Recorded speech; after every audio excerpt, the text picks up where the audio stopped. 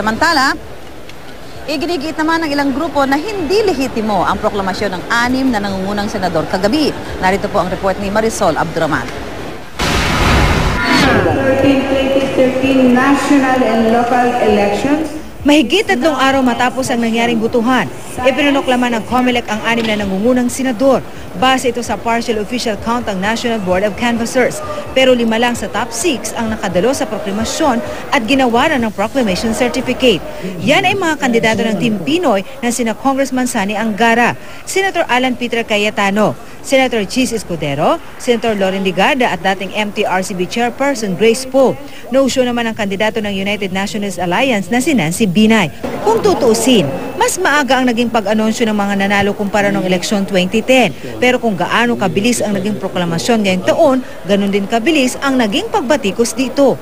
Ang grupong Local Network for Truthful Elections Ulente, kinakitaan ito ng legal infirmity. Ayon kay Attorney Ona Caritos, Executive Director ng Lente, di matibay ang basihan ng proklamasyon. Mula kasi ito sa pinagsamang 24% ng canvass votes at boto mula sa 400,000 overseas absentee voters. Batay sa resolution ng COMELEC, dapat 100% ng mga boto ang na-canvass bago sila magproklama. Wala naman daw sa resolution na inilabas ang ahensya na nagbago nito. Kaugnay niyan, hinikayat ng election lawyer na si Attorney Romulo Macalintal ang bagong proklamang mga senador na isauli ang kanilang certificates of proclamation. Pagpapakita raw ito ng pagpapahalaga ng mga bagong hala na senador sa demokrasya, lalong-lalo na sa boto ng bawat isa. Ayon kay Nancy Binay, kaya hindi raw siya dumalo sa proklamasyon ay dahil wala pa raw matibay na basihan para ideklara silang panalo. Nais rin daw niyang huwag mabahira ng pagdududa ang kanyang unang termino bilang senador. Gusto ko nga lang ay yung talagang walang question, walang bahid ng pagdududa pagdating dun sa proclamation. Ayon pa kay UNE spokesperson Toby Chanco, hindi napapanahon ang early proclamation. So far, I think in general, so good ang COMELEC.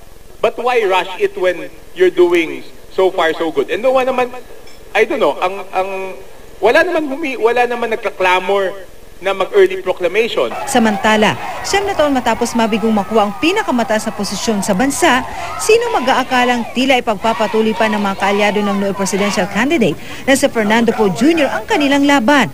4 sa mga nangungunang senatorial candidates minsan nagkaroon ng koneksyon kay FPJ.